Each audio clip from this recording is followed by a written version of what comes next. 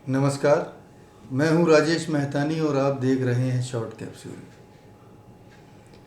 DP after retirement. क्या retirement के बाद डिपार्टमेंटल प्रोसीडिंग संभव है? जी हाँ। सिविल सर्विसेज रेगुलेशंस के आर्टिकल 351 कैपिटल ए के प्राविधानों के अंतर्गत रिटायरमेंट के बाद भी जांच हो सकती है, लेकिन एक शर्त है कि जिस घटना के बारे में जांच हो रही है वो घटना 4 वर्ष के भीतर की हो। यानी जांच प्रारंभ होने के, रिटायरमेंट के बाद जब जांच प्रारंभ हो रही है तो उसके 4 वर्ष के भीतर की हो। अब जांच प्रारंभ होने की तिथि कब से मानी जाएगी, विवाद अक्सर इसी पर होता है। तो जांच प्रारंभ होने की तिथि वो होगी जिस दिन चार्जशीट सर्व हुई है।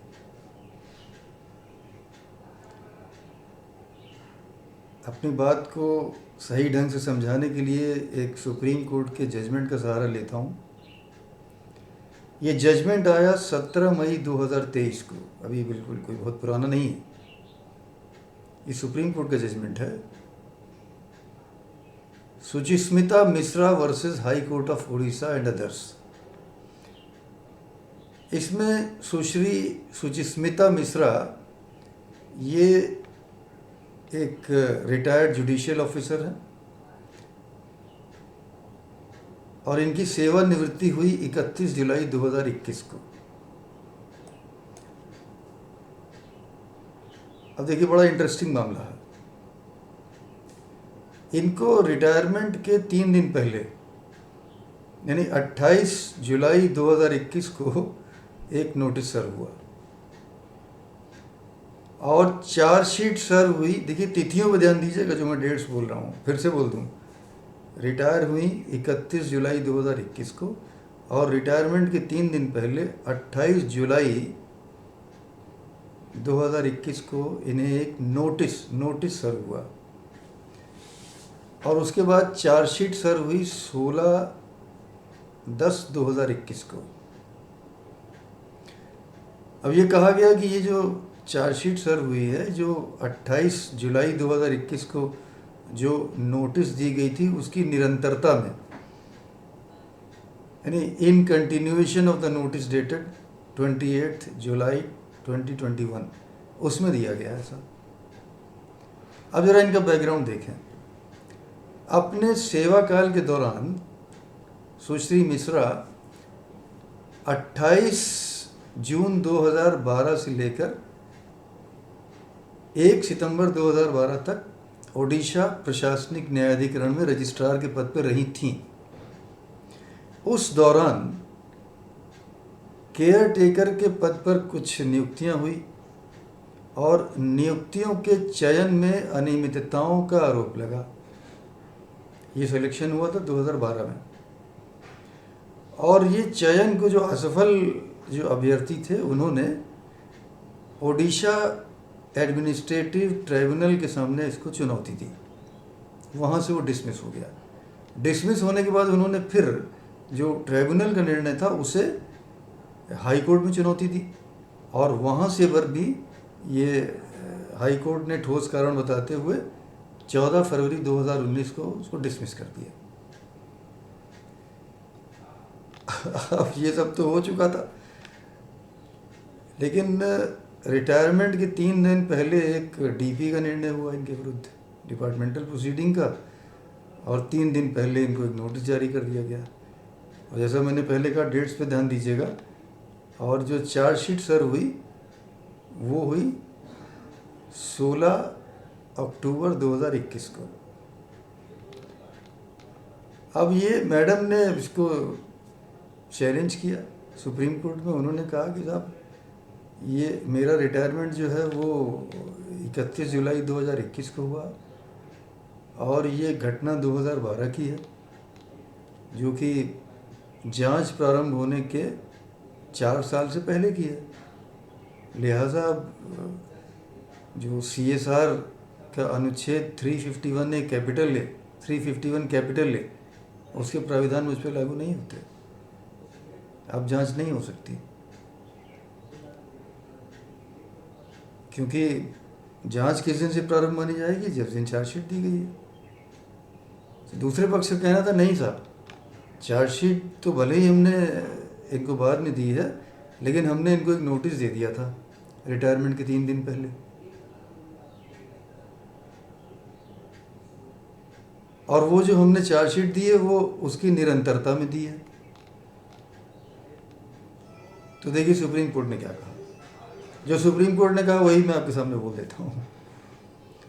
सुप्रीम कोर्ट कहते हैं it needs no interpretation that in reference to the officer और employee who stood retired from service inquiry indeed can be initiated, inquiry हो सकती है अगेंस्ट हिम और हर, प्रोवाइडेड, यहाँ इंपॉर्टेंट बात है, provided sanction is obtained from the government and must be during the period of 4 years before such institution,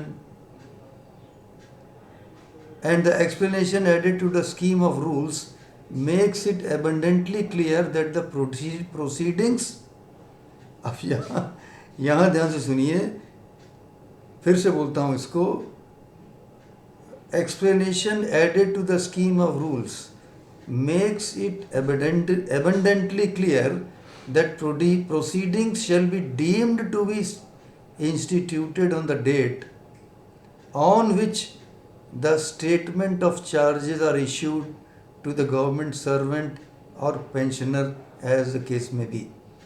यानी जांच की तिथि कब से मानी जाएगी? जब स्टेटमेंट ऑफ चार्जेस, जिसको हम चार्जशीट कह रहे हैं, जब ये इशू हुए हैं गवर्नमेंट सर्वेंट को या पेंशनर को, जांच प्रारंभ होने की तिथि वही मानी जाएगी। सुप्रीम कोर्ट आगे कहते हैं the petitioner stood retired from service on 31 July 2021 and the chargesheet was issued on 16 अक्टूबर 2021। यानी कि उन्होंने कहा कि जो जांच प्रारंभ होने की तिथि है वो 16/10/2021 है, and this is for the period when the petitioner served as a registrar from 28/6/2012 to 3/10/2015, यानी 28/6/2012 से 3/10/2015 इस बीच जहाँ वो रजिस्ट्रार के पद पे कार्यरत थी। और ये जो पीरियड है, and that is indisputably beyond the period of 4 years of such institution। आगे ऑनरेबल सुप्रीम कोर्ट कहते हैं in view of the above the bench allows the petition। यानी जो मैडम ने चाहा था उनको वो रिलीफ मिल गया और जांच की कार्रवाई उसी जगह पे रोक दी गई। ये बात क्लियर हो रही है कि CSR का आर्टिकल 351 कैपिटल ए के अंतर्गत रिटायर्ड अधिकारी कर्मचारी के विरुद्ध डिपार्टमेंटल प्रोसीडिंग शुरू हो सकती है, बशर्ते कि जिस घटना के विषय में जांच हो रही है वो घटना जांच प्रारंभ होने के 4 वर्ष के भीतर की हो, और जांच प्रारंभ होने की तिथि वही होगी जब रिटायर्ड गवर्नमेंट सर्वेंट को चार्जशीट इशू होगी। आशा है ये चर्चा आपको पसंद आई होगी और बात आपकी समझ में आई होगी। यदि आपको ये बातचीत पसंद आई हो तो कृपया इसे लाइक करिएगा, और यदि अब तक आपने मेरे चैनल को सब्सक्राइब नहीं किया है तो इसे अभी सब्सक्राइब कर दीजिए। हाँ, बेल आइकन को टैप करना मत भूलिएगा। मेरे वीडियो को अधिक से अधिक शेयर अवश्य करिए ताकि मेरी बातें अधिक से अधिक लोगों तक पहुँचें।